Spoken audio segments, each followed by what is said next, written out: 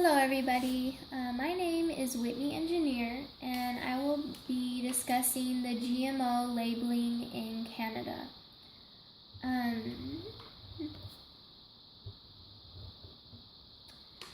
The world is progressing and becoming more and more developed. We are inventing new ways to communicate, new ways to travel, and new ways to do nearly everything, and all that also more efficiently. We've also invented new ways to destroy life, and more efficiently. We've also invented new ways to eat, or rather new ways to produce what we eat.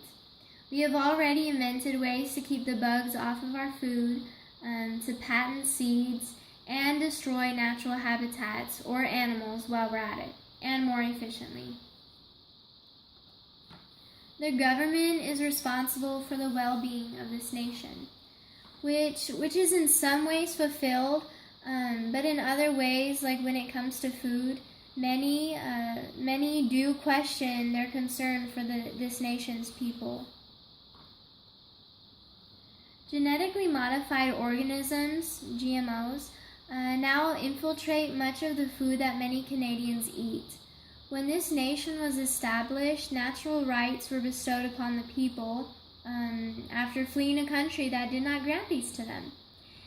These kinds of rights today are still not totally given to the people.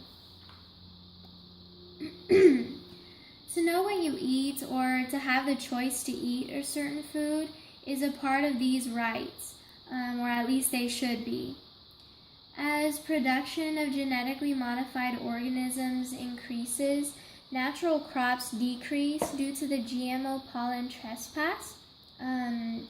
Therefore, in this process, it limits the people their right to choose what they eat, and human health then drops.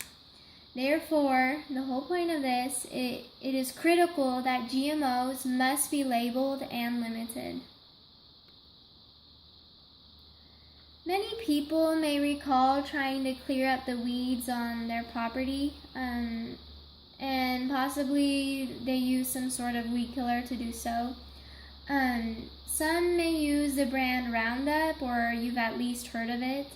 Monsanto, which is the largest producer of genetically modified products, also uses this common weed killer, but rather in their seeds.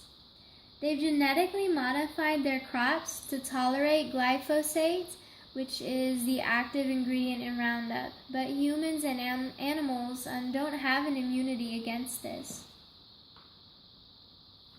As you can see in this picture, and I wanted to point it out because it's so important, right here we see people fully covered in masks while they're handling all of the crops. The pesticides are so dangerous to get on their bodies that because they're introduced to that every day at a non-stop basis, they have to completely protect themselves against these pesticides. And this is something that Monsanto is willingly feeding to the masses.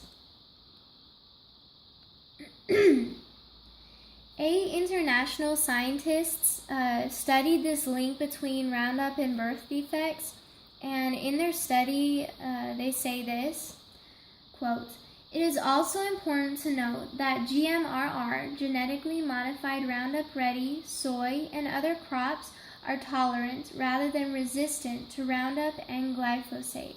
That is, they absorb the herbicide and survive. As a result, GMRR crops are a reservoir of potentially high levels of glyphosate, which will then be ingested by animals or people who eat the crops." Previous findings from the independent scientific literature show that even very low levels of Roundup and glyphosate, which are comparable to levels found in food and the environment, cause endocrine disruption, damage to DNA, reproductive and developmental toxicity, neurotoxicity, and cancer, as well as birth defects. Not only does this herbicide harm humans and animals, but it also harms our environment. The runoff of Roundup used on GM crops, which is basically when the crops are being watered and all that water flowing down from the crops, runs into these streams, killing the fish like you can see in this picture. And obviously all the wildlife drink from these springs. Then ingesting this runoff of the Roundup, killing many of our wildlife. This will continue on until there is very little, if any, wildlife left, if this is not stopped. By consuming genetically modified food, harm obviously comes to the body. Thus, people have the right to know what they are eating. The consumer should be allowed to choose and at least be aware of what they eat. Canada, along with many other countries, but specifically the European Union, shares many pleasing qualities between its fellow developed countries, such as the European Union. One thing they don't have in common, however, even with less developed countries, is that 64 countries require labeling on GMOs, and some even have banned them entirely. However, Canada is not one of these. This picture shows the difference between the countries which have banned labeling or don't require it, and the countries that do require it. In the blue, which you can see Canada and the USA and some parts of Africa are even, they do not require the labeling. However, even some parts of Africa do require labeling, and none of the places in Canada or the United States require this. So that's a good picture to show the differences as the whole world is concerned. These 64 countries recognize that genetically modified food is a cause for cancer, among many other diseases, according to many studies. These countries recognize that their people deserve to know what they're eating, or deserve to eat what doesn't harm them. Many polls reveal that the majority of this nation, Canada, wants genetically modified foods to be labeled, which, in case you can't read that, this is Canada right here. Nothing has been done to make this happen. Many countries around the world enforce their laws for labeling GMOs even more as time progresses, since these laws have been made. Yet Canada has not yet sincerely considered this action altogether. Countries tend to work together or have common laws considering the safety of the people, but this is not one of the commonalities between them and Canada. Even considering the same studies that the countries have seen who have banned, restricted, or labeled GMOs, it is quite astonishing that Canada wasn't one of the first among these to at the very least label GMOs, and actually isn't among them, among these countries at all. Seeds are naturally found in nature, like we all know. No one or no company can claim a seed as its own, except for Monsanto. Monsanto is the largest producer of genetically modified organisms, mentioned earlier, and has figured it out. Since they've created seeds that are genetically modified, they can legally claim them. Due to the 1983 U.S. Supreme Court ruling in Diamond versus Chakrabarti, stating that Ananda Chakrabarti's GMO oil-eating bacteria could be patented regardless of the fact that it is a life form, which means their seeds are basically protected under patented law, or under the patent law. Therefore, farmers are able to be sued for harvesting genetically modified seeds from their crops. Farmers can also be sued for what is called pollen trespass, which basically means that if a seed from a neighboring field drifts onto their property, this farmer can be sued for patent infringement, which charges farmers for stealing the company's patent protected seeds. Over 400 Canadian farmers have been taken to the court over these patented seeds. Roundup Ready canola was first introduced in Canada around 1996, and then just a few years later, about 2 years later, it accounted for about a quarter of the country's canola area.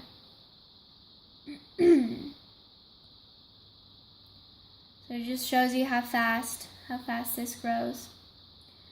As agrochemical companies increase in the market, seed varieties and biodiversity diminish. In just 80 years, 93% of agricultural genetic diversity has been lost. Around 75% of calories from food come from only 9 plants. This is a really good picture right here that shows you just about how fast the diversity in our seeds have changed.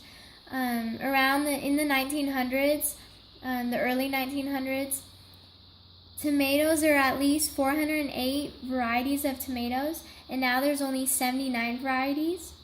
And another example, like cucumbers, there used to be 285 varieties, and now there's only 16. And the list goes on as I go around all these differences in these pictures. Thought this picture was pretty funny. If you think eating healthy is expensive, just wait till you see the medical bills from eating cheap, crappy food. So many are short on money in today's economy. Genetically modified foods are cheap and therefore affordable. It makes it easy on your wallet to buy groceries. However, at what cost?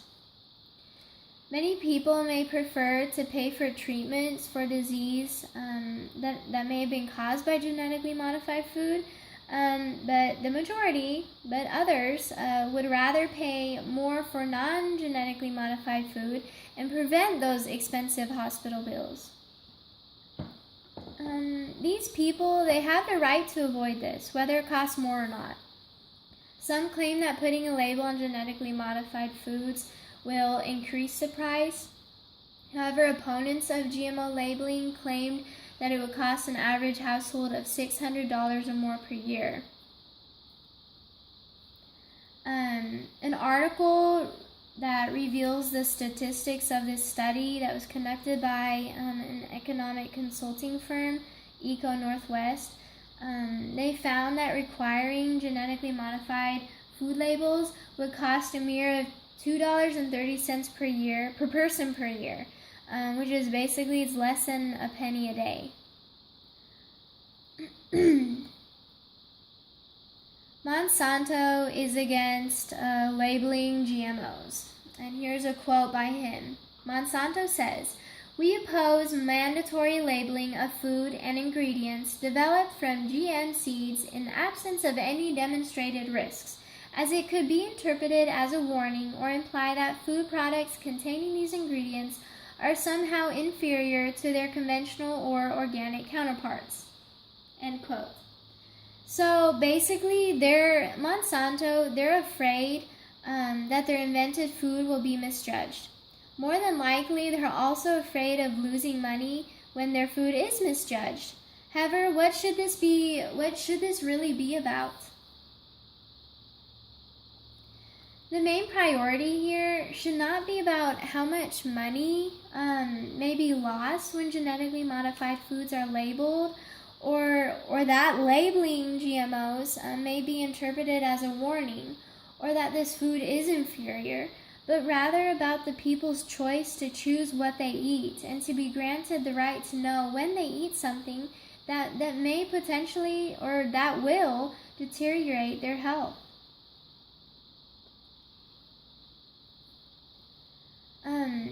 In the common Canadian citizen's best interest, genetically modified organisms need to be labeled and restricted. As Canadian citizens, they have the right to know what they eat, regardless of how genetically modified food may be judged, if it is. The safety of the people is what should be the main priority of this nation. It is to those who serve in the war, and it should be to those who are serving in our government positions. They shouldn't, rather than worrying about basically making their wallets a little bit heavier, it definitely shouldn't be happening at the expense of the nation's health. Many countries, and 64 of them, have already been labeled, banned, or restricted, or have restricted genetically modified organisms, except for Canada. Some, unfortunately, honestly question the government's concern for its people, and with just cause. Canadian citizens need to be granted the right to know what their food is, as other countries already have. Canada is among the free nations, yet this simple right has not yet been guaranteed. Thank you for listening. This is my bibliography. Thank you.